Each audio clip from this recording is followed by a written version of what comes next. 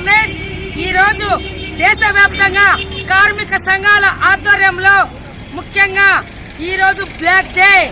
ఎందుకంటే గత బ్రిటిష్ కాలం నుంచి కూడా ఈ యొక్క కార్మికులమైనటువంటి పూర్వీకులందరూ కూడా లేబర్ కోడ్ల పైన పోరాటాలు చేసి సాధించుకున్నటువంటి 42 చట్టాలను ఈ యొక్క కేంద్ర ప్రభుత్వం 4 లేబర్ కోడ్లుగా కుదించింది.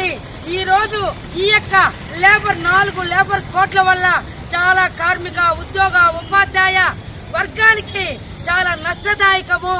ఎందుకంటే ఎన్నో పోరాటాలు చేసి 10 గంటల విధానాన్ని అలాగే కాంట్రాక్ట్ అవుట్ సోర్సింగ్ వీళ్ళందరినీ కూడా రెగ్యులేట్ చేయాలనే ఒక చట్టం ఉంది.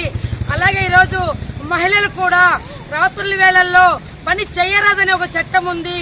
ఇవన్నీ కూడా పోరాటాలు చేసి సాధించుకున్నటువంటి వాటిని ఈ యొక్క కేంద్ర ప్రభుత్వం 4 లేబర్ కోడ్లుగా తీసుకొచ్చి ఈ రోజు ఏప్రిల్ 1వ తేదీ నుంచి కూడా వాటిని అమల్లోకి తీసుకురాబోతుంది. మొత్తం ఫిబ్రవరి 12వ తేదీ దేశవ్యాప్తంగా కార్మిక సంఘాలన్నీ కలిసి సమ్మెలో పాల్గొన్నాము. ఈ యొక్క ప్రభుత్వానికి ఒక మెరుపు తీగలాగా మేమందరూ కూడా కలిసికట్టుగా కార్మికులందరూ కూడా మా యొక్క లేబర్ కోడ్లు రద్దు చేయాలని చెప్పి కనీసం ఇప్పటికైనా కూడా ఈ యొక్క కేంద్ర ప్రభుత్వం స్పందించకపోగా ఈ లేబర్ కోడ్లను ఈ రోజు అమలు చేస్తా ఉంది.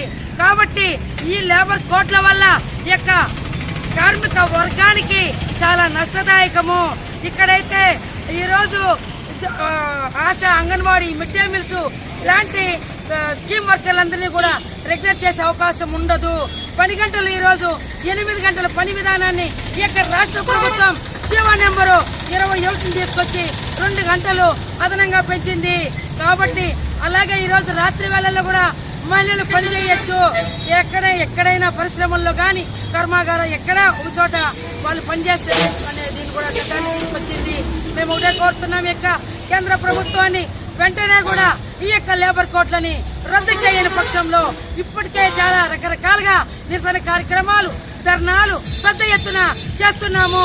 ఇప్పటికీ స్పందించి వీటిని రద్దు చేయకపోతే మరొక ఉద్యమానికి మొత్తం అన్ని కార్మిక సంఘాలని కలిసికట్టుగా పెద్ద ఉద్యమం చేసి వాటిని రద్దుపరిచేంత వరకు మా యొక్క పోరాటం ఆగదని చెప్పి ఈ యొక్క కేంద్ర ప్రభుత్వానికి హెచ్చరిస్తున్నాము. విఆర్ జ్యోతి, ఏపీ ప్రగతిశీల anganwadi workers and helpers union, IFT అనుబంధము రాష్ట్ర ప్రధాన కార్యదర్శి.